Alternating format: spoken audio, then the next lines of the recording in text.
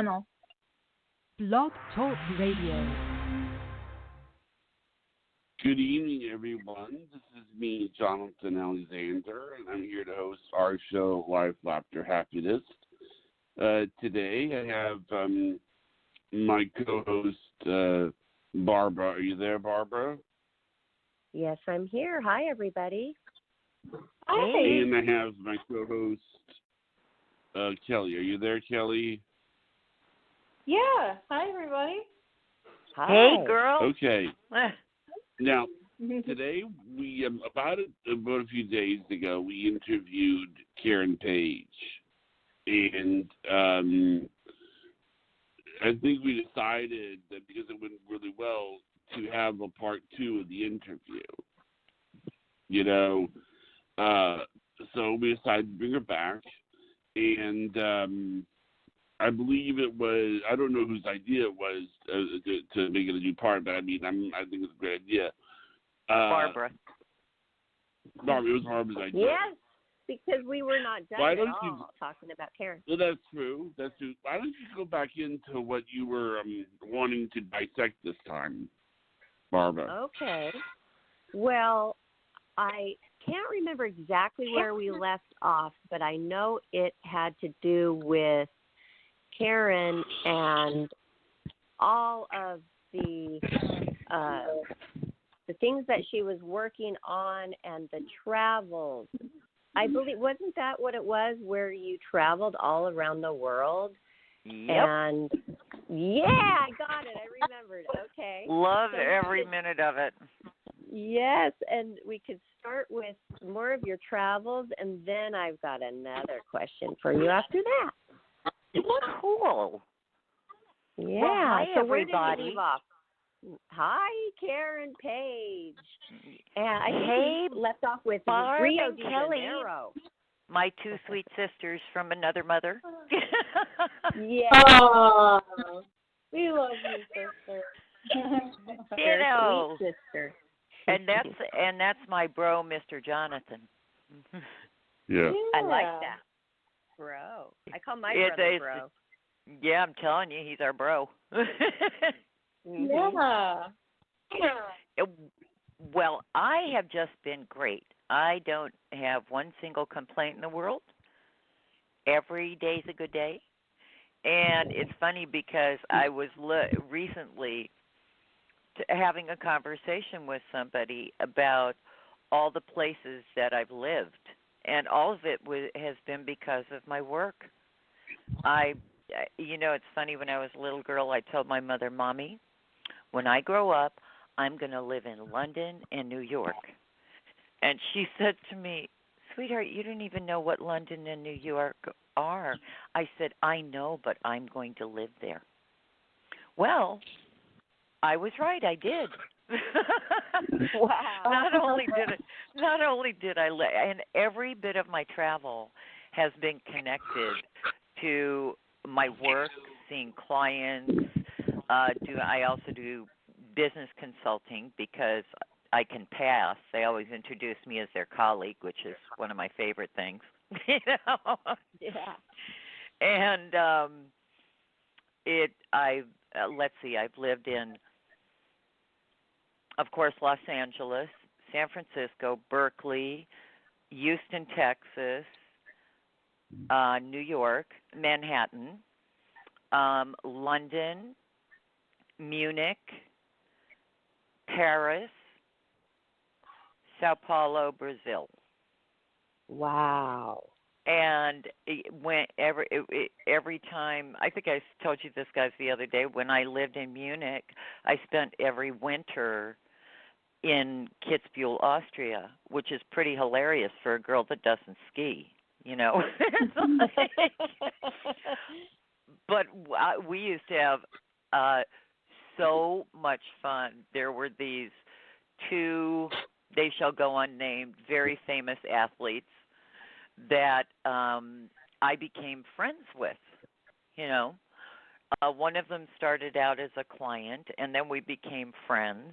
And the other one, the two guys were friends. So the three of us always wound up in Kitzbühel together. We would hang out all the time we were there. and we would like bundle up and we would go mountain wandering for a walk in the town. And Kidsville is just gorgeous. It's just gorgeous. And we would come walking down one of these cobblestone streets, and you'd see people coming towards us, and they would see one of the guys, and they would go, "Oh my God!" And then they would look, kind of glance past me and look at the other guy and go, "Oh my God!" Right? And then they'd go back to the first guy and go, "Okay, I know who he is. I know who he is.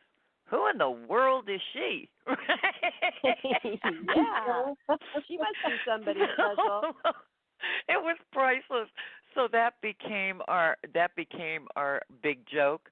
I was like the mystery woman. Mystery redhead. We would just laugh and laugh because neither of them could go anywhere without people mobbing them, you know? Wow. And when the three of us were together, it's like, is she the bodyguard? Is she? Who is she? So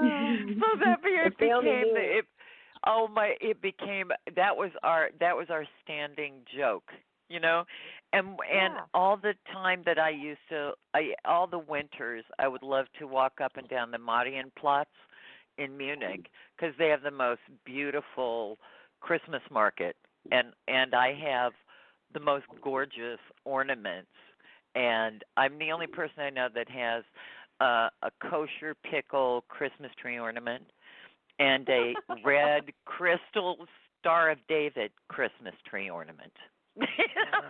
Oh, cute! I love that. It's the travel was so wonderful. You know how I always say when God was passing out the ability to lie, he said, "Get behind the door, Karen, you're never going to need that." And one of the other things he said to me, "Get behind the door, Karen, you're never going to need that," are languages. My sister could stand in the middle of a room and inhale a language through her pores. It was the most astonishing thing. Wow. Me, I had absolutely no gift for languages and never have. Yet I lived in several countries that I always loved it when people said to me, "You lived in Brazil? I didn't know you spoke Spanish." And I would crack up laughing going, "Well, that wouldn't have helped me anyway, but I don't." And they'd go, "Don't they speak Spanish in Brazil?" It's like, "No, honey, it's Portuguese." Mm-hmm. But it wouldn't have helped me anyway. You know? Right. But Karen, when you said that the people thought that you were a bodyguard, you kind of were in a way. I mean, you knew if you guys were coming up to a mugger or something, you were the bodyguard. Oh, that's true. That's true. But it was always so funny because the look on their faces, it was just priceless. And and the other thing is, every time someone said to me, you know, I'll take you to dinner anywhere you want to go. I'll bet you that's never going to happen. And if it does, I'll take you to dinner anywhere you want to go. And I used to crack up laughing because the first person that said that to me wound up having to take me to dinner in Paris. Yeah. And it was like, okay, bring it on. You named the bet. Yeah, you might as well tell them what you really want. Yeah. You know, it's like go big or go home. You know. Yeah. and the thing that I found so fascinating is how the lessons that we learn when we live in other countries is how alike we all are. That we all really do want so many of the same things. We want the people we love to be safe. We want them to have enough. And to have peace, you know? I mean, it is so astonishing, and it doesn't matter if what they want is a pup tent or a mansion. They want the people they love to have a roof over their head where they have a sense of security, you know? Right. And warm soup in their tummy. There's Thank you. Yeah. Have enough. And Right. it was when I would go to go shopping at the supermarket. First of all, the markets in Paris are so gorgeous. I can't even tell you. They have the most beautiful fruit, produce section, and their cheese section. I mean, somebody could live in just the size of the cheese section in the supermarket. And it was so funny because I realized that sometimes it really is language of the heart, and that people, it doesn't matter that you don't speak the language, it's intention. And they understood. I never had a problem expressing myself in wherever I lived and being understood. Right.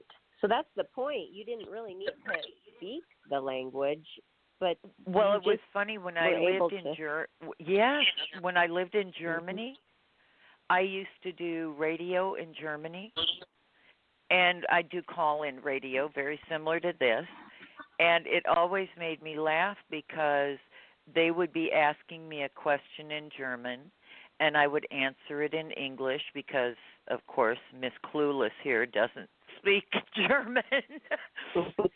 And they had a translator there that said to me, "How do you know what they said?" And I said, well, what I do usually doesn't have a language. Wow, that's amazing. I have clients, Japanese clients, that I certainly do not speak Japanese, and they'll come over, and to me it is, I never had a problem understanding my clients from other countries that I do not speak the language. Well, it does make sense because when our callers call in, sometimes they give you nothing at all. They just say, "What do you feel?" And you tell them a lot. So well, you really have to have a question, basically. No, and some people it really they don't know what to ask or how to ask, and the truth is it's whatever is going on in their lives, and we all have stuff going on in our lives. Everybody does. All the time. Yeah. So, and it really is, I believe, the language of the heart. That when you understand, it's funny, I was asked you're going to love this part, how I made the choice that this was going to be my profession. I started laughing when I was asked that question, and it's like, this was not a career choice when I was growing up. It wasn't like I went down the list and went lawyer, pharmacist, psychic. That's what I'm going to do. Which some people do, and then they're not real because some people do that. Exactly. To me, it's like in a million years, I could never even have imagined that when I was a little girl, that this was going to be my career. And I thank God every day of my life that it is. Let me ask you this question. I mean, when you were, say, 10, and obviously they do this in school. I mean, draw out a diagram of what you're going to be when you get older, or dress up as what you're going to be when you get older. I mean, obviously, I don't think that, obviously, there's jokes about psychics, and you joked about this before with the turban and the magic carpet. Madame Zaza. I mean, you couldn't have done me. that. Yeah. You couldn't have done that at 10. And I have well, I wanted to be the two careers that I actually thought about doing seriously is I wanted to be a lawyer because I told my mom I wanted to put the bad guys away. And God laughed. And I am grateful from my heart that God gave me this extraordinary gift. And the Yeah. other, Well, you know, in a the way, other, what you do is put the bad guys away because you know, Yes, in a way that I you do. did anyway. Because if it wasn't I for do. you, then the murders don't get solved, and you know. Well, but I just work here. Every time I hear about a story where they wanted to call a psychic in to go over a murder scene and to see what they, the information they get, unfortunately, it has always been them rolling their eyes and going, right, we're going to bring in a psychic, and it has definitely been very helpful in solving a lot of cases. And whenever I can help, I am right there. And I've never charged a dime. I don't want any credit for it. That's between me and God. I hope it's not last resort. I would like to see psychic counselors as yourself on right away on these cases. Well, but that unfortunately that's not the nature of the beast. It's kind of not done like that. And I think I understand, because we're not trained to deal with all the legal stuff, and yes. it takes them a minute to understand that I'm not going to walk in a turban, and they're not going to have a seance, Yes. What do you think about that it, TV show, Medium, with I love this well, actress. Dubois. I do like, Dubois. Dubois, Yeah. yes. What do you think? She's the blonde girl. Yeah. Well, there was a lot of it that I rolled my eyes because I'm sorry, I know very clearly that when I was first brought in, because I was the first psychic that, I've said this before, that police used after Peter Hurkos, and it's that we were not the choice. It was like, right, a psychic, because what they thought is that we were going to walk in a turban and speak some mumbo jumbo, and unfortunately, it has been years of undoing. And on that show, it was them sending helicopters for her and a whole line of cars, and I started laughing like I can't even tell you. One of my first cases, the one in Houston, they walked into my apartment with hip to shoulder case files of the murder scene of all the girls and laid them all out on my table. And they did the same thing with the Hillside Strangler case. And I said, get those off of my table. Why are you showing me those? And the Big Belly Sheriff in Houston said to me, because that's what I thought you wanted to see. I said, no, I want to see a picture of them when they were holding their puppy. Yes. But did they have that for you? Barely. And people don't realize that. Well, it's disrespectful. I don't want anything from them. I would like for them to listen, because we're not there for it. I'm not there for my ego. I'm there to help the families, and I think to myself, it is something that people will learn eventually that it's very normal. This is normal. Everybody is psychic in some way or another.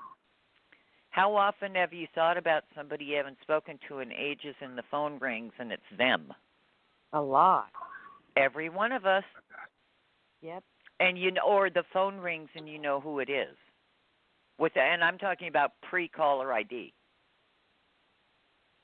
Yeah. You know, or and you it just happens. guess things. You just guess things like, and it happens because you try. Well, I find it funny because as I told you, my mom used to say I should put on my business cards, good guesser, sometimes really good guesser. I love that. She was hilarious. Yeah. She was. I was like, yeah, Mom, that would do it. Well, Karen, but tell us, like, what was your all-time favorite place that you lived? It could be here. It could be L.A. I don't know. London and New York. Manhattan, isn't that funny? Right? Yes. Yeah. I love the city. I love the energy. Every time someone would tell me they were bored there, I would walk them over to the window and say, look, now what part are you bored over? Right. Just walk a couple of steps outside. Guess they You'll haven't get been to Grand unbored. Coulee, Washington. Thank you. They You'll haven't get been very. over here. I used to laugh because it is such a fascinating city, and the history in London, you can feel it from the sidewalks.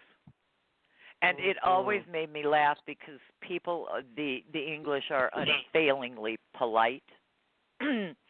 And I always used to say when I would see people come in and be rude to one of the people that worked at one of the stores, and the whoever was helping them would be unfailingly polite, and all I could think of was they could tell you to go stuff it, and you couldn't wait to go home and do it because they were so polite when they asked.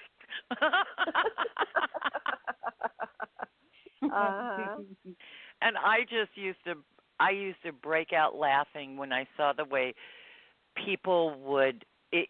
It's like people forget that we are in their country. We are the visitors, you know, and it's being respectful of their customs, of their language. There was a woman at the market that decided she was going to cut in front of me at the bakery when I lived in Paris, and the lady that worked behind the counter was so adorable. She turned around to the woman. She saw what she did, and she knew that I did not speak French, but I didn't make a scene. It's kind of like, wow, I guess she was raised on another planet with no manners, you know. And the lady behind the counter directed her to the line at the next counter where there were 9 people in line. And the woman started arguing. The lady that cut in front of me started arguing with her. And she looked at her, and I don't even want to know what she said to her in French, but the woman hung her head and moved right behind the other 9 people that were in the line. And I thought, you know what? I don't speak a word of French, but intention speaks volumes. I didn't cause a scene. I was in their home, not mine. You know? And cuisine. Don't say, sorry to interrupt, go ahead. No, that's okay. And what? But when I was traveling, people, they would offend the people I was visiting with from America. We'd be somewhere like Japan, and there would be a wonderful 8-course dinner, and one of the meals, extraordinary. so good, and it was an actual fishtail in the soup. Of course, most of us are not used to that, but oh man, was that ever good. But these other girls were going, ooh, gross. Well, that's offensive. If you don't want to try it or don't like it, don't say anything. Then don't but you don't eat have to... it and just shut up. That's right. Just shut up. Yes. It's, not believe what I've seen.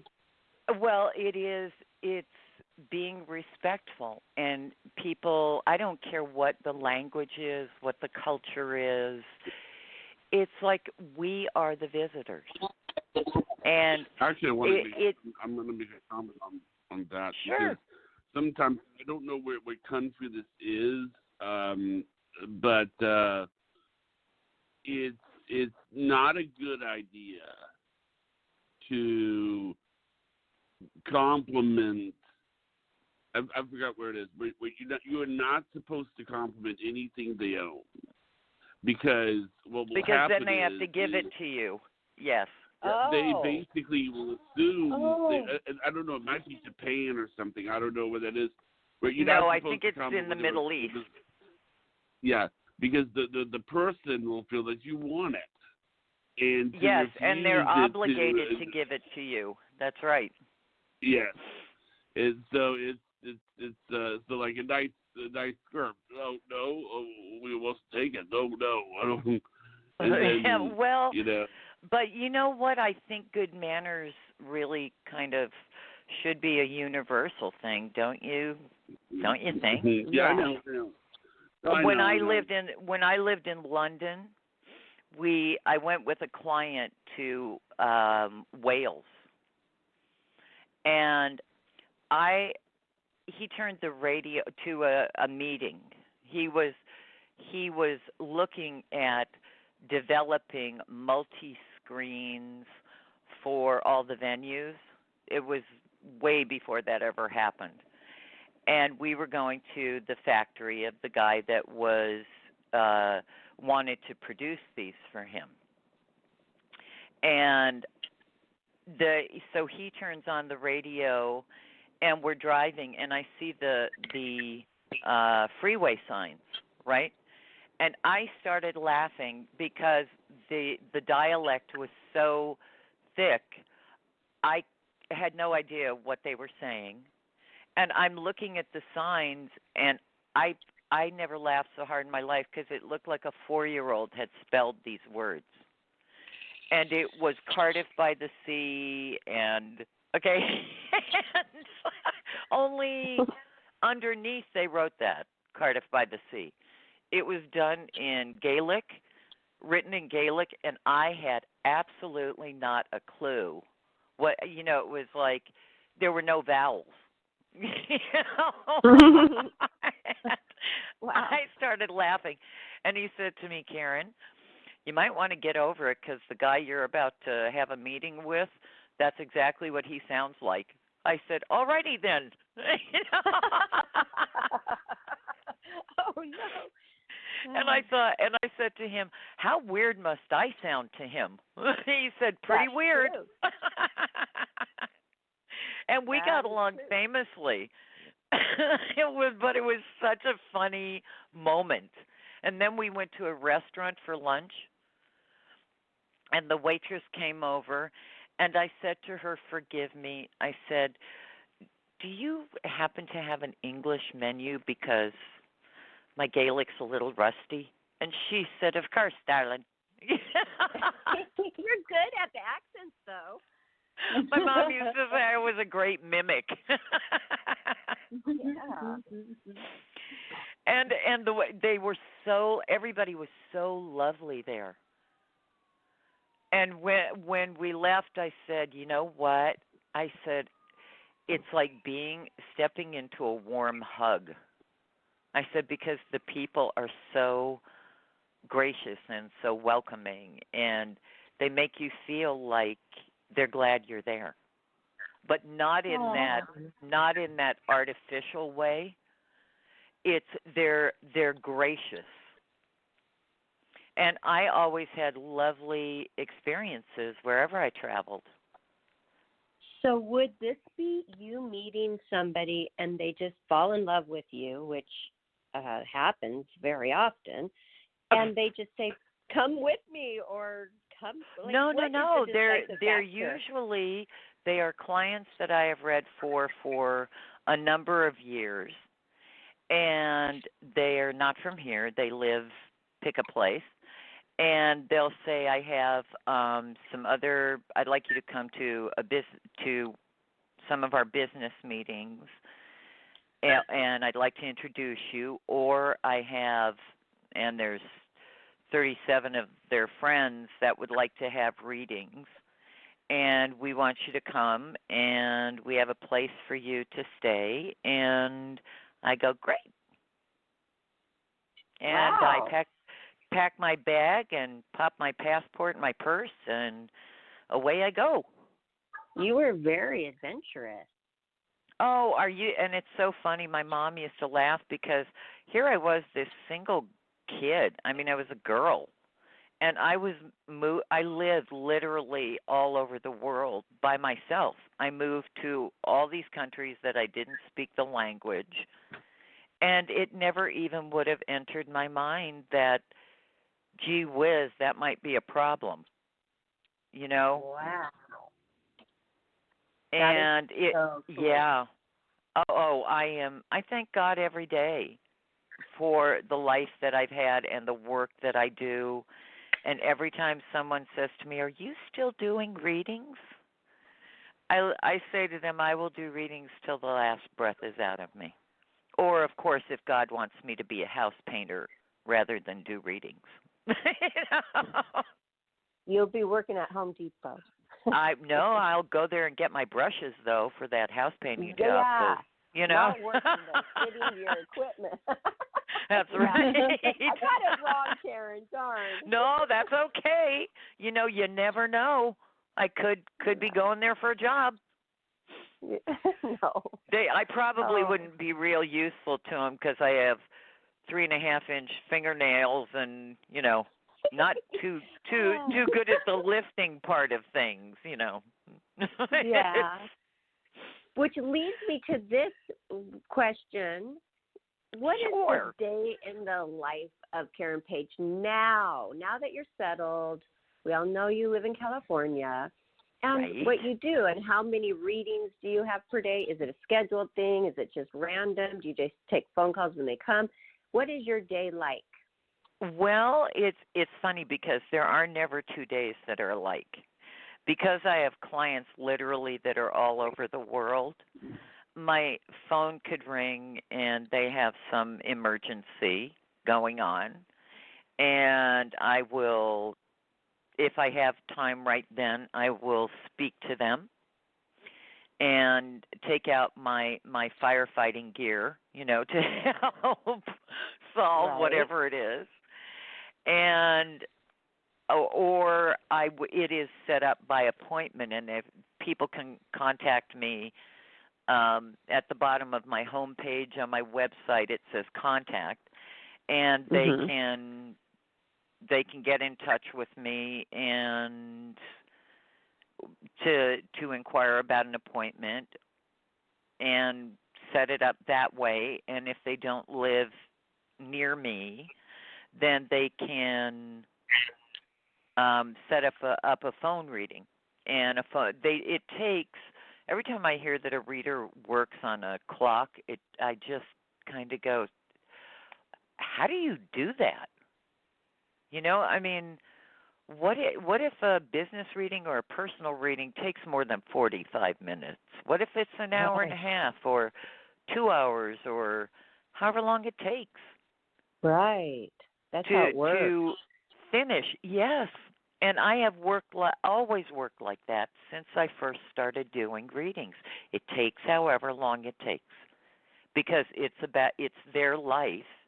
And I always say, you know, it's over when I start talking about their Aunt Gladys, you know, making apple cider or something. You know, Right. I mean, it's something that is, but the critical things in about my work is it takes however long it takes, and some days my book is clear, but I will have phone readings.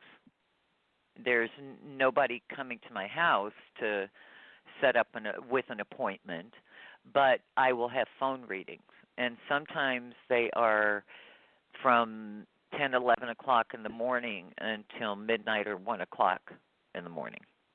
Because this is a very personal thing. It would seem Yes. to be so impersonal if somebody you were talking to, when that clock struck that hour, you would say, okay, I can't. done. I have never understood that in my life.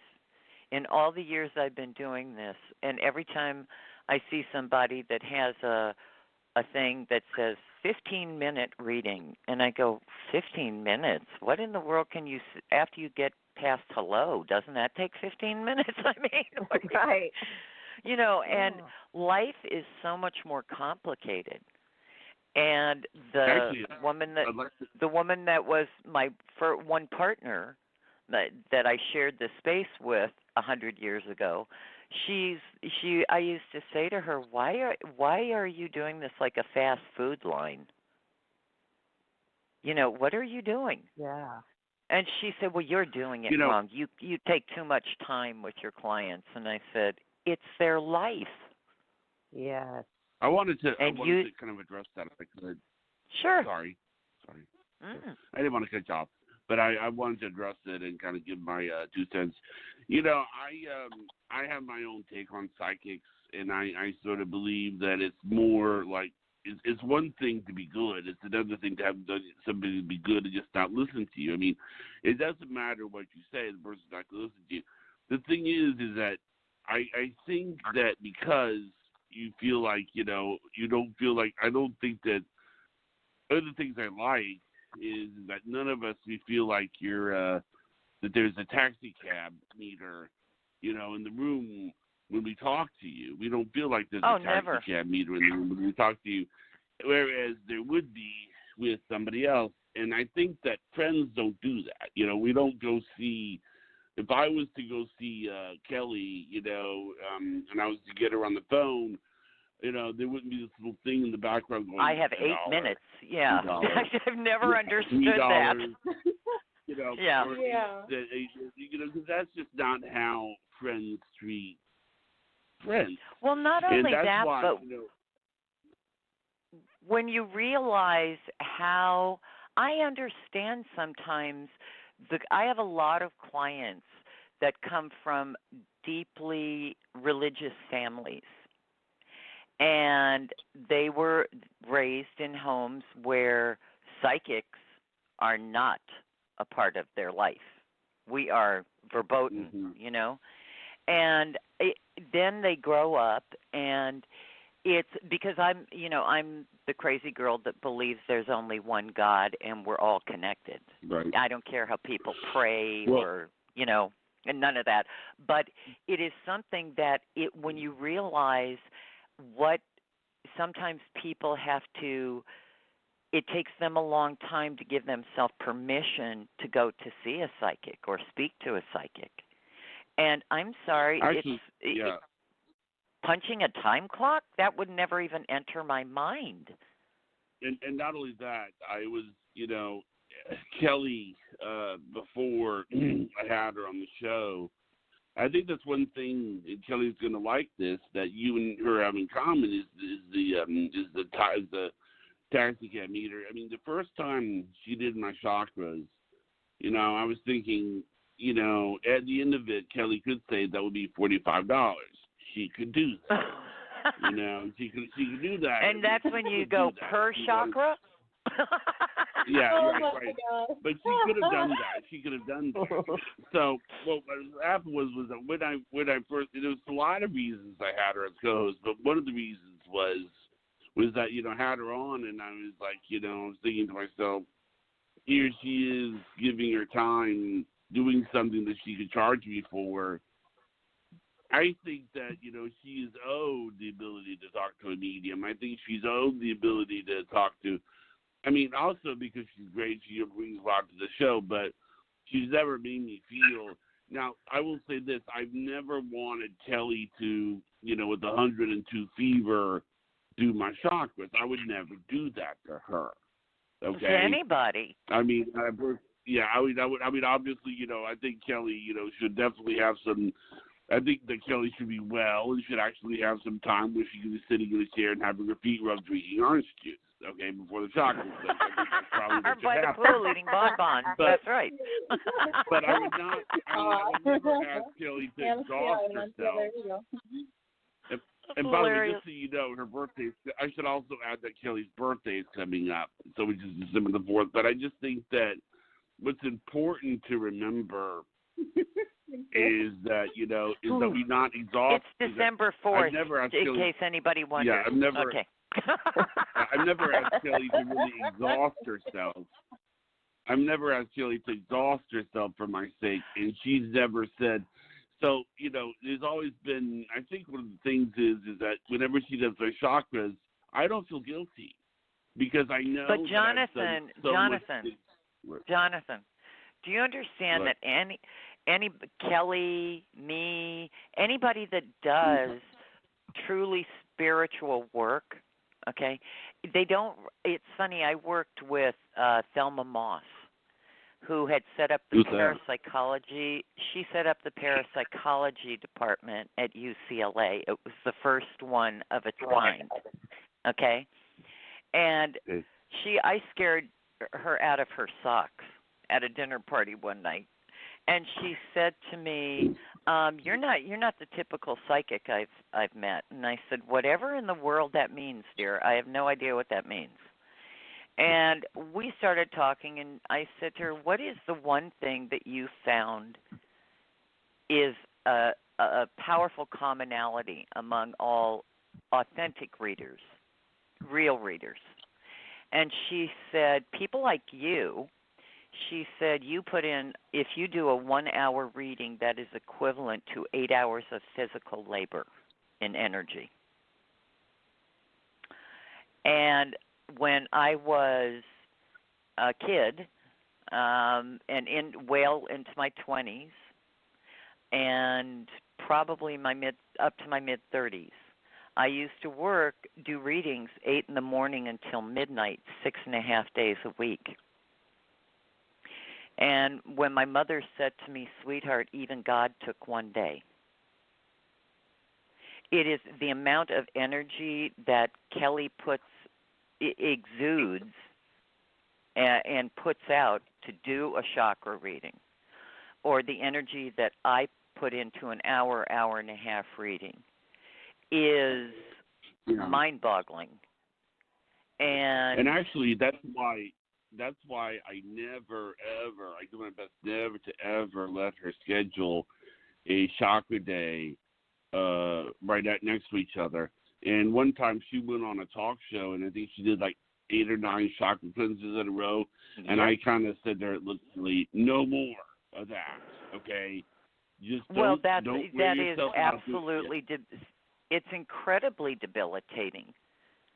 Because when you're you're putting everything into one reading or one cleanse or one whatever it is that the focus is, the amount of energy is mind-boggling. Do you have anything to add to that, Karen, Kelly?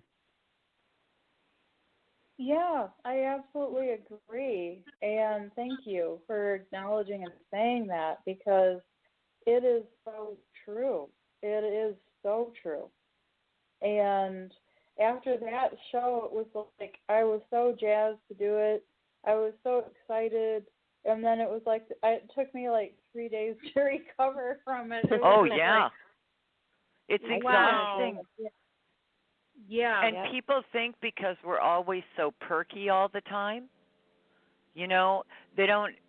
people cannot understand the amount of energy it takes.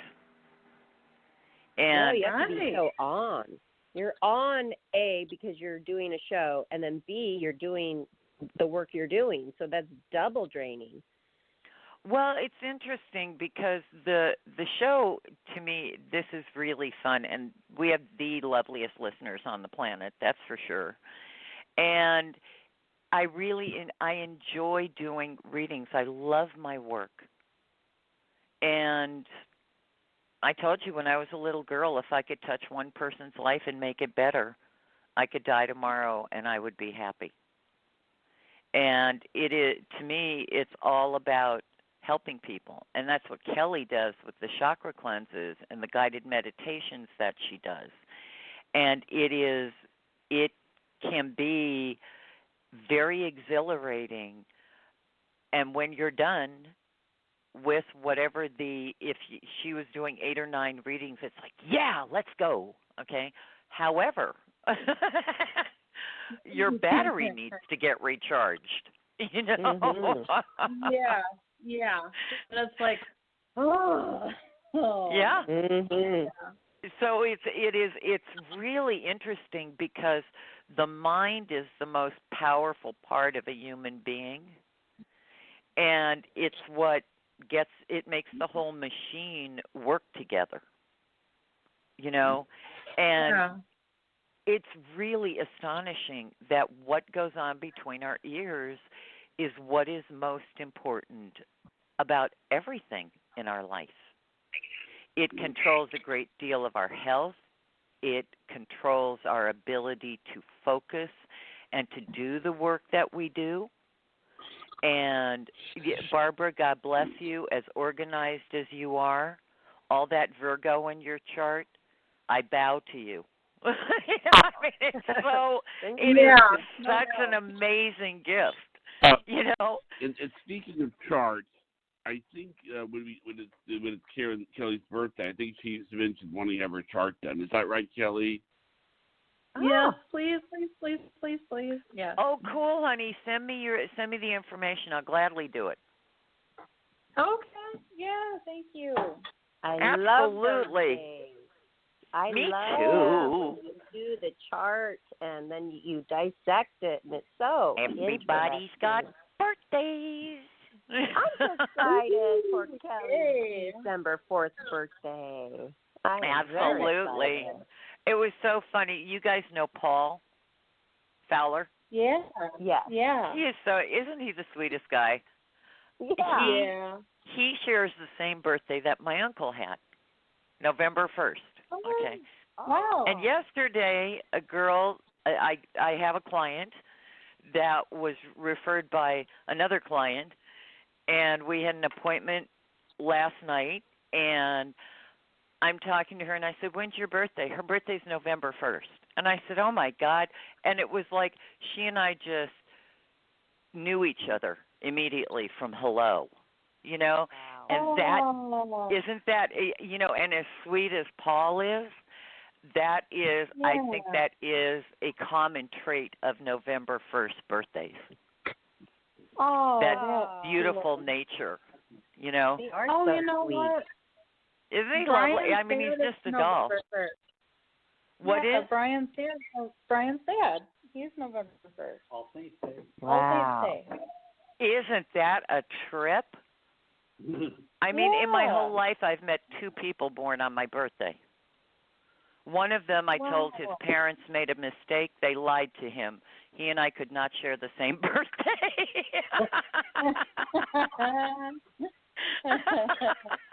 Wow. But Karen, what if you That's found the truth. What if you found somebody who's you had the same birthday and the same time of birth? Yeah, well, and it also depends on where they were born. That too. What if you had that? Well, if I shared the same sun and ascendant with them, then we would probably. It's funny because people don't realize your sun sign is how you see yourself. Okay. Oh. Your ascendant is how the world sees you. That's the big difference. If Wouldn't I that be had, interesting? it's very astrology is very interesting. There's Jonathan. There's an astrologer that I want to talk to you about having on the show because I think she might be very interesting. What's her name? Yeah. Okay. And it's astrology has always been fascinating to me. It's kind of like What's her name? Magi Helena. Okay, and you're friends with her? I'm not friends with her, but I know somebody that knows her very, very, very well, and she does a very different. She does a different type of astrology, and it's very fascinating. Magi So Helena. Nice. Yes, Magi Helena, and I'll get her contact information for you. Okay. Okay, thank you. Mhm. Because I think it would be interesting. It's funny. I have certainly met at least 150 or more, maybe probably more, astrologers around the world, and every one of them looks at my chart and says, "Oh, I see you're a psychic." And I look at them and go, "Where in the world do you see that?" And their comment is always the same, no matter what country it is, no matter what kind of astrology they do.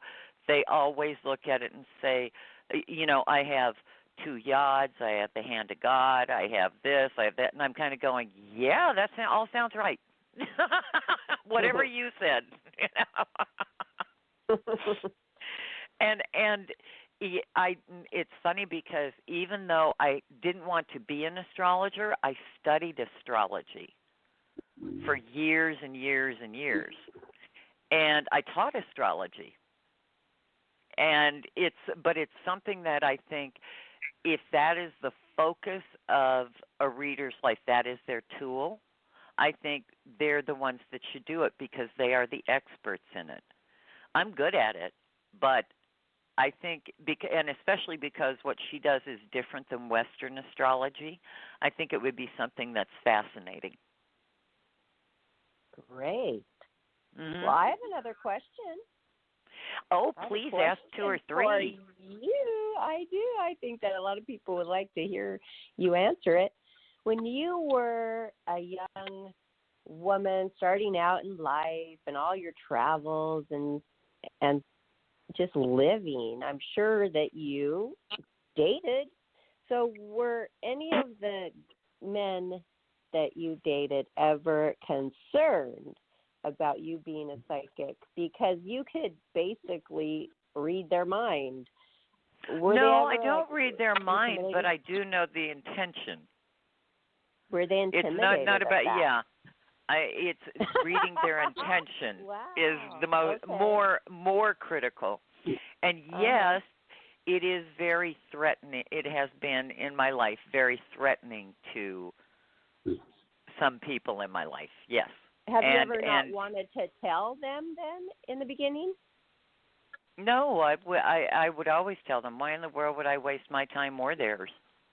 Well, because you're so honest, but just because I would never just say, "Oh, sure," and then I wouldn't do that to anybody. It's just like if a bad match is a bad match, huh? Maybe you would think, "Oh gosh, I don't want to scare away these guys. I don't know what the extent was of how scary it was for them, but sometimes that could be, maybe they don't have a bad intention, but they just don't quite understand it." And but I want to hear about what their thoughts were. Barbara, the difference is and you have to understand, my philosophy is always if they want somebody that's taller, shorter, thinner, if they can't handle somebody that's outspoken and independent, I'm not the girl. I'm not going to argue with somebody about being, I'm not the girl that would ever, even when I was 12, I'm not going to argue with somebody about being right. That's true. It's like they find out, and I don't need to be. I've never once said to anyone, "I told you so." I've always, the joke with my mom was on my headstone when I die, they're going to put, "Wait, you'll see." I mean, yeah. It's like. But was it ever a deciding factor to break up with them because you felt and you knew they had bad intentions? Did that ever happen? No, because I wouldn't get involved in the beginning. Okay, so that made your life easier being psychic. Yes, a lot it easier. did. And even though I did have the greatest thing that I found was that the men could not overcome was their ego. And not all men are like that. But I am fiercely independent, and I'm not going to ever be interested in trying to convince somebody to love me. And if somebody wants somebody that is different or somebody that goes, "Oh, how was your day, you big, strong guy?" Go find that girl. I'm not that girl. Do you want peas And with your mashed potatoes? what, honey? Do you want peas with your mashed potatoes? Thank you. It's like I don't Did I get that you know one right? yeah, absolutely. And I Oh, think love it. somebody that there isn't, and if there isn't room for, I don't care if you're a psychic or you make pickled herring, okay? If they're both people don't have time or interest in how was your day, okay, with each other, if everything has to be all about one of them, that's going to be a problem. I don't care what kind of work anyone does. And I know that what I do makes a lot of men uncomfortable because their ego they think is on the line or something. And it's like, no, I'm just going to tell you what I see, and you go ahead and do whatever you're going to do. It has nothing to do with me. I don't force people to do something because that's what I see. Those things are going to come anyway. Yes, and you've And, had some very enriching relationships. Oh, and you're yeah. friends with your exes, which is, sometimes rare. Absolutely, because they're lovely human beings. And the ones that were not, and I certainly had my share of dating the ones that wanted me to, be the little woman in the kitchen, Mm-hmm. and everything was about them. And there was no room for any kind of real partnership, and which is hilarious to me because how many planets do I have in Libra? What's the sign of partnership? I mean, it's like, really? Well, what would you say to people who say, oh, that's all in your head? Isn't what's all in our head our higher self that we should be listening to? If we can get our egos out of the way. How do we do that? Like, give me an example of that. Well, how many times have you heard me say to people, would you rather be right or happy? Mhm. And the need to put on boxing gloves and go to war because somebody disagrees with you, that's not your higher self talking. That's somebody's ego talking. And but if they're really getting a bad feeling, and that's in their head, a bad feeling, a bad energy, they're feeling that, and then really listen to that and step away. Okay, but everybody else says, "Oh no, they're wonderful, they're wonderful." Honey, no, I don't care what to everybody else feels. If you're Okay. not, if that is not, that feeling of this is not a good person to have in your life, if that is something that doesn't come from I keep wanting to say a need to feed an old bad habit. It's like, remember I said to you, my sister could pick an abusive guy in a snowstorm at 1,000 paces, and I could pick emotional abandoners. Mm-hmm. But that's what the image of a marriage was when we were growing up. And it is something that at a certain point in our life we can make a decision.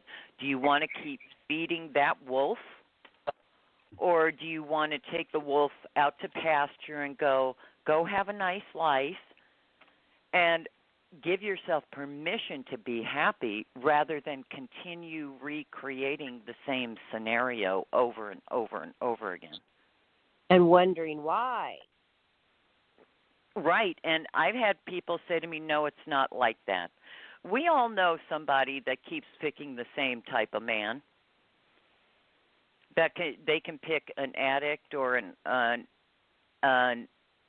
anger addict or an alcoholic or in a dark alley in a snowstorm, and that has not consciously gone making every attempt to heal their life. Mm-hmm. And they will pick somebody that this is the same exact pattern, and I always say the same lesson, different face. And Kelly knows exactly who I'm talking about. Yeah. And you know exactly. And it's like, and they'll move across the country when they've known this person like 2 days or something. I mean, it's like, what are you doing? Right. You know? Yeah. And it is so. And I've talked to them and talked to them and talked to them until I said, you know, and you ask them, have you changed anything? And the answer is no, except it's a different. This person has a different color hair and wears a different suit, but it's the same story. Yeah, they say, but this one's different. This is different, but he's different. But they're not. Yeah, what different and it's color the hair. same. It's recreating that same emotional need of what is familiar, rather than and always being the victim. Do you think that's because they're not believing in themselves and they need to do some work with themselves before they're ready for a choice in a relationship? That is part of it in the very beginning, but when somebody, not only me, but if somebody tells them very clearly and they hear it repeatedly from different people, do you not see that all of these experiences are the same lesson? What is the commonality between all of these partnerships? And it's like it's the same lesson, and they still don't want to see it.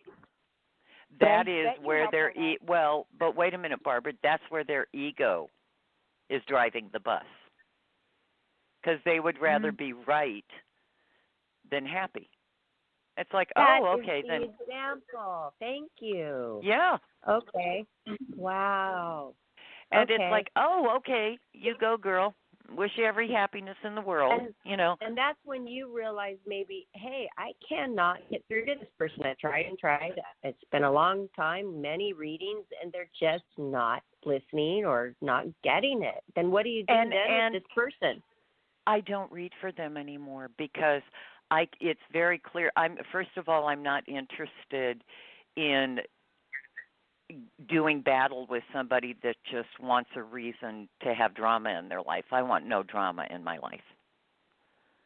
And there are 99% of the people that I read for are people that actually, they're not allergic to hearing something that I have to say. I'm not one of these people that's going to punch someone in the face with negative energy.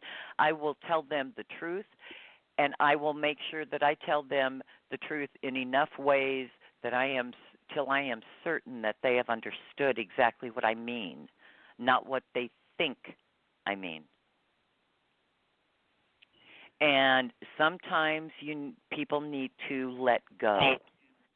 And my ego is not on the line of trying to convince anybody to do the right thing for themselves if they don't want to do it. That's their journey and their lesson.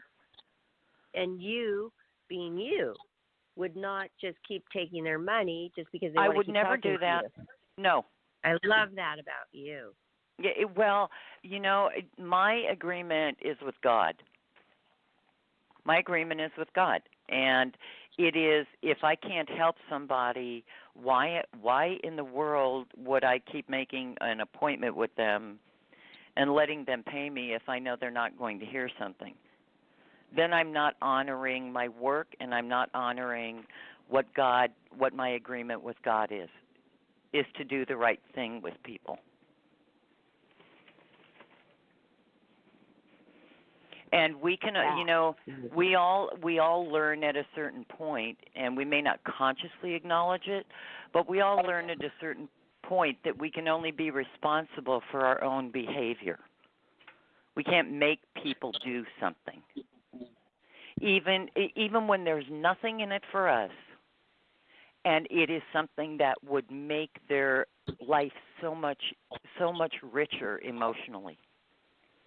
So sometimes you have to let go of a client and say, I hope you find whatever it is you're looking for. I wish you every happiness in the world, and to let them go. And because it can be frustrating for you too. You know what? But I am very clear that is their journey and not mine, honey.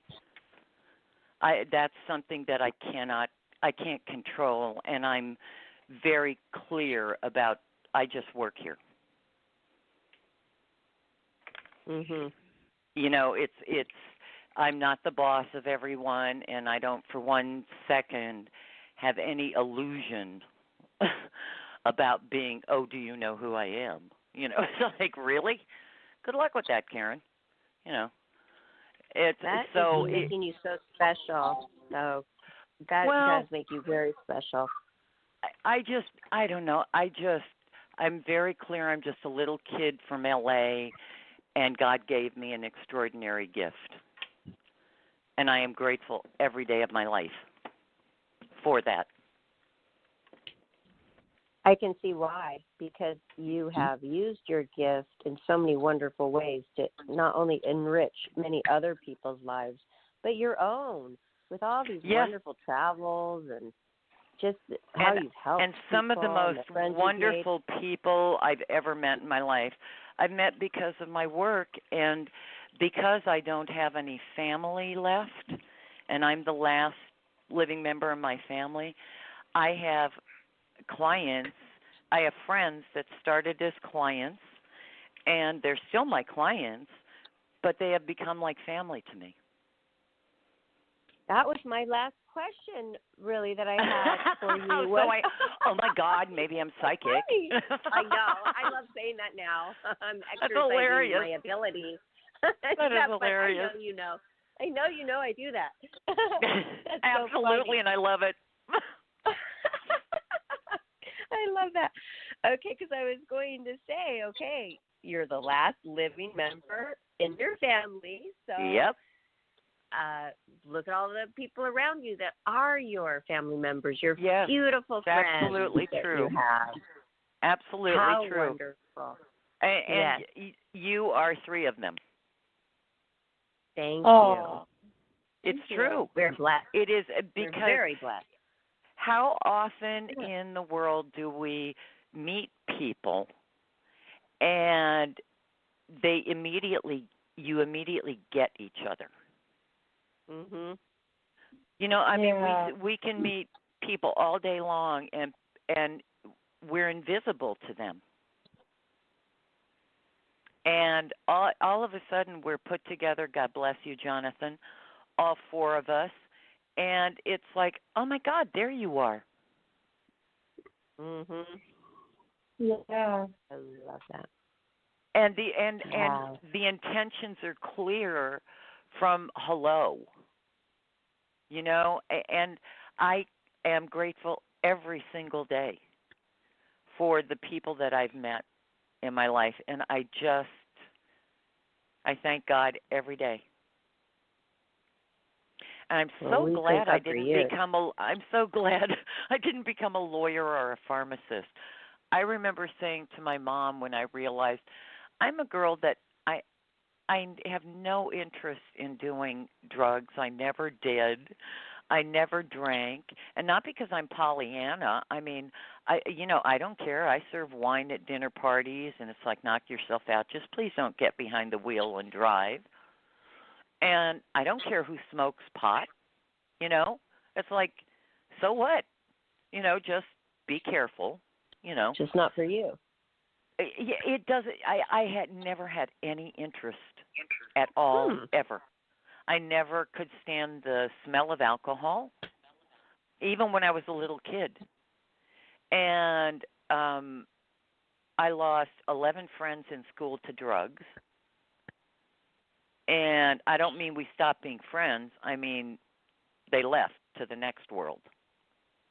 And I had a girl that I was very close friends with all through high school that almost got killed by some guy because she was selling weed. And it's like, Wow.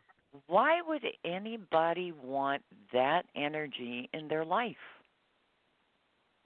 And I'm very grateful that they have come out with some of the medicinal things with CBD oil and THC and all that stuff.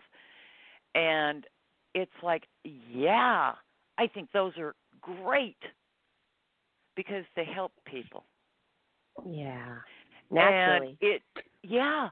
And I just was always the odd girl. You know, it's like I'm not the boss of everyone.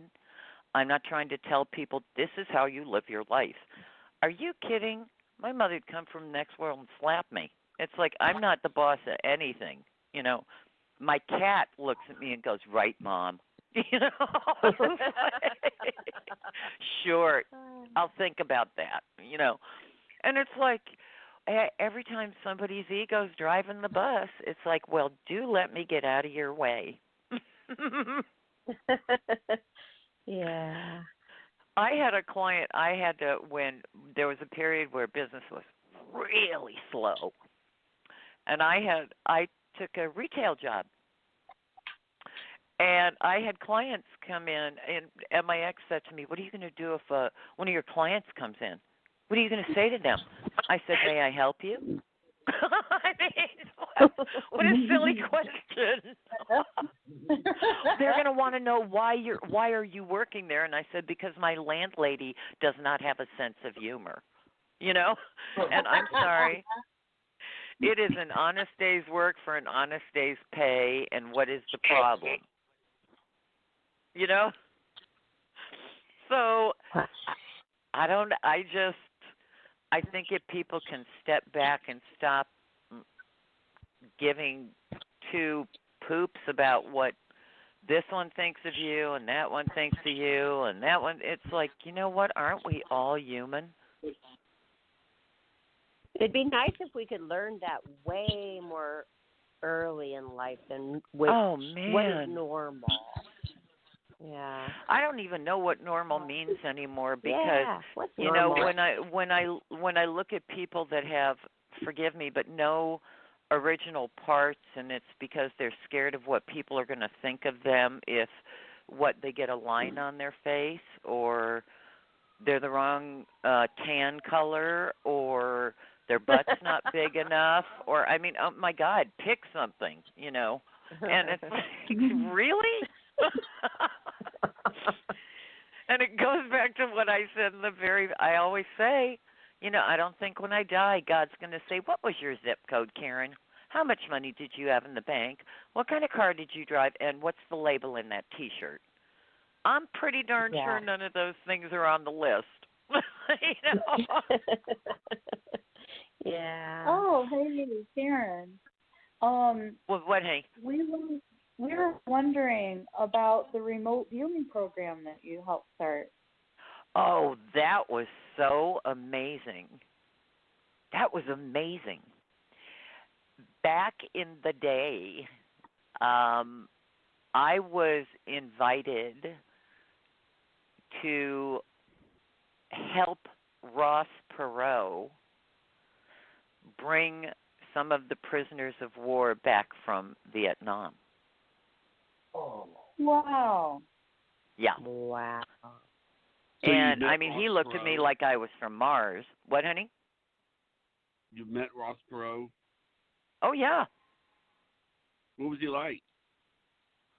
He was a little freaked out at me, but you know, it's like he was freaked out because I didn't care that he was Ross Perot. You know. The thing that's interesting about him is that it's always interesting to meet someone who not only has a lot of money but is also very eccentric, because they're the ones that are more likely to say yes when you ask them to do something, whereas other people would say no. I mean, it's like, well,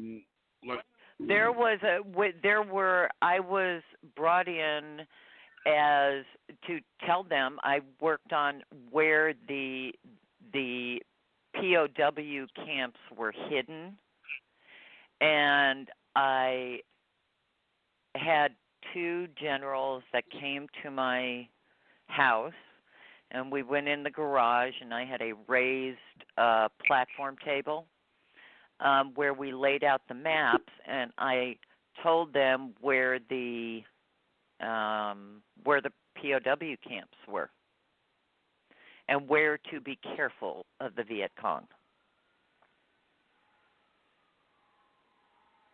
And it was pretty darn interesting. I was the only woman at the cheerleading academy in Florida.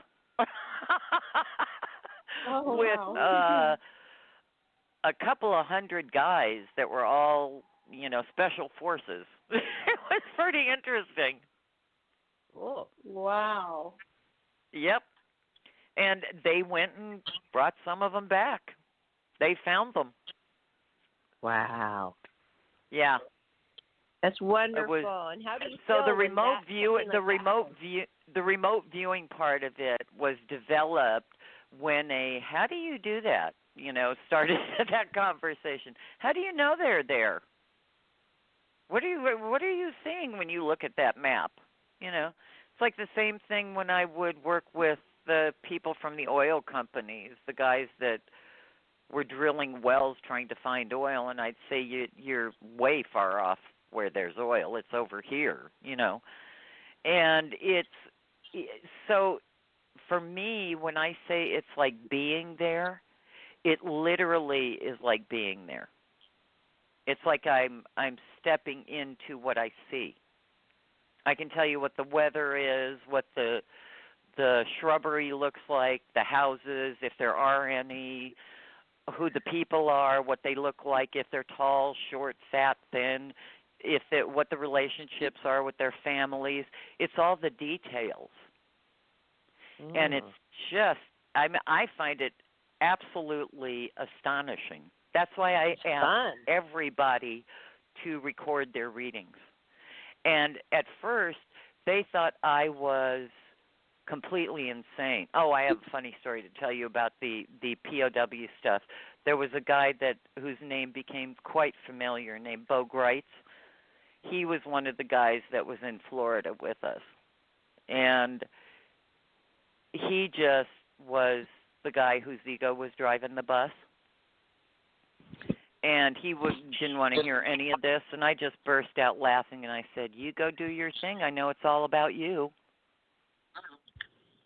And they were trying to get he was trying to get 60 minutes to come and shoot this big secret meeting at the cheerleading academy in Florida. And I said, are you insane? What is wrong with you? And at that moment, I realized everything was about him. It wasn't about actually going and bringing the guys back. Oh. And so it has definitely been the remote viewing program. I'm so grateful that the government actually is still using it, because it's something that it was a hard takeoff, because one of them looked at me and I always loved this. It was more than once, but somebody would occasionally, but the first guy that said to me, you're a psychic? You don't look like a psychic. And I said, yeah, I didn't want to freak everybody out, so I left my turban and my cape at home. And he kind of looked at me, and I said, how's that work for you? And every once in a while, it's like, what do you guys really expect? What am I supposed to look like? Don't answer that, So the remote viewing program was really interesting because there were all these super straight people, that the word psychic was like, do you use a crystal ball? I'm like, no. And when I would get confirmation about some of the places I would describe to the government, depending on what it was that we were working on, and they were places I've certainly not ever been, and had no way of knowing where these places were. and I would describe them, and they would come back to me and say, here are the photographs. And they were exactly what I had described. So I'm deeply grateful that they have been using it.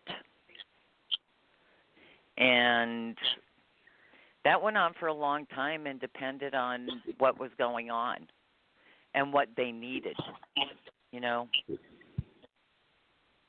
That's really cool.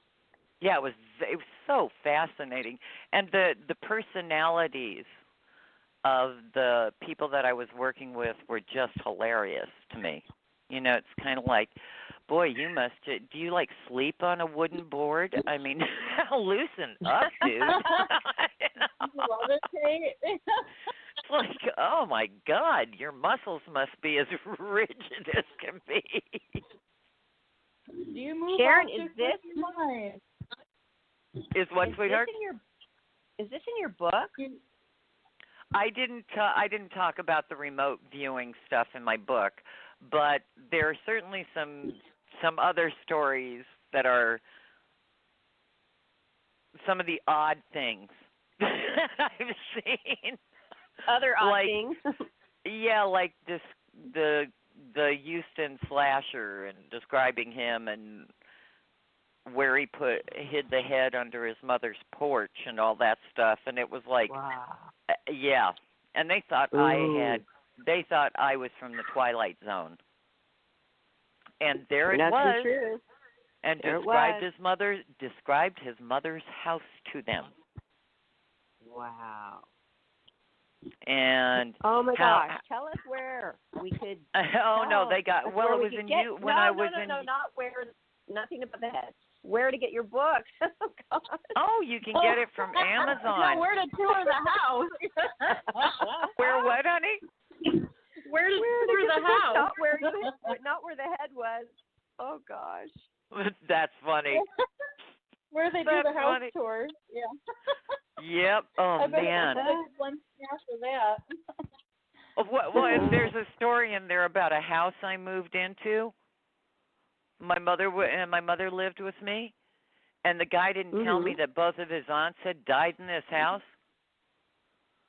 And it was like things would fly. An ashtray flew across the room, and my mother was taking a nap in the sunroom, and I was in the living room, and it went whizzing past my head, this huge crystal ashtray that had been sitting on the coffee table in front of my mom, and it went flying past my head and shattered into a million pieces against the fireplace.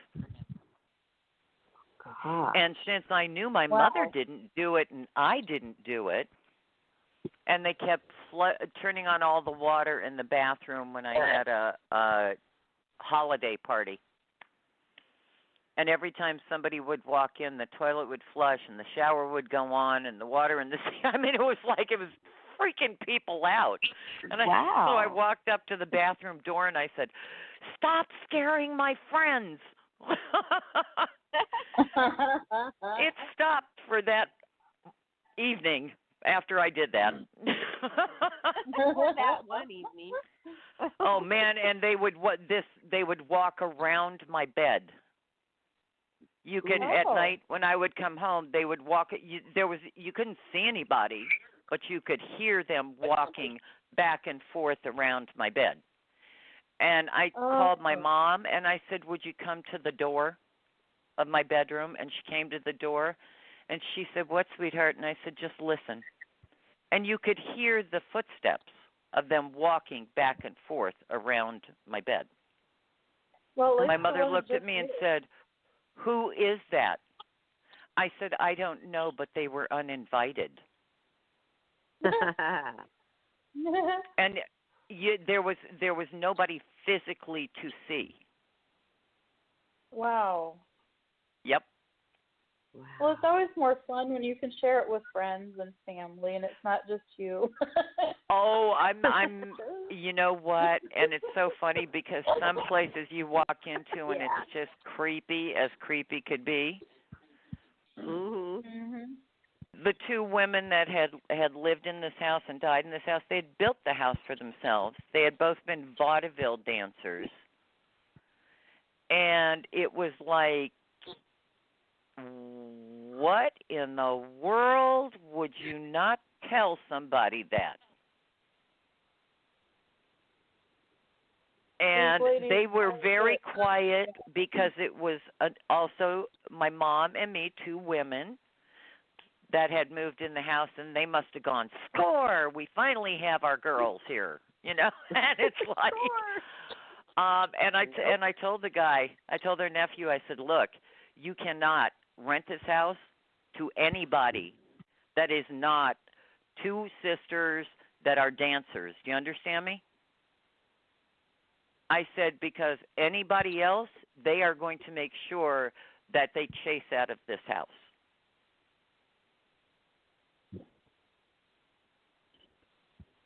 Wow. So yeah, it's been fun, and the homes I love the homes I've walked into, and with clients, and they'd say, you know, we don't know why we can't sell it. And the place will be gorgeous, and I look at them and I go, and it's empty, of course, and I'll say, well, you know, there are people still living here, and they look at me like I've lost my mind, you know, and I'll go, they are not going to let you sell this house to anybody until you help them leave. So I would come in and clean the house, not with a feather duster and a broom, and help them, you know, realize that they have to go now, and help them leave. And but some of it's, I mean, boy, it has. I mean, I've walked into some of these beautiful homes where it just has scared the people practically to death that bought it or moved in there, and weird stuff happens all the time. And they wind up moving because they don't know what happened. And it's like, and after we get done, then it's like, you guys can move back in now, or you'll have no problem. You'll have it sold and out of there, and you'll be out of there in 30 days. So it's helping people make that transition, because sometimes their soul stays here, even though their body has left, to some place that they become very attached to.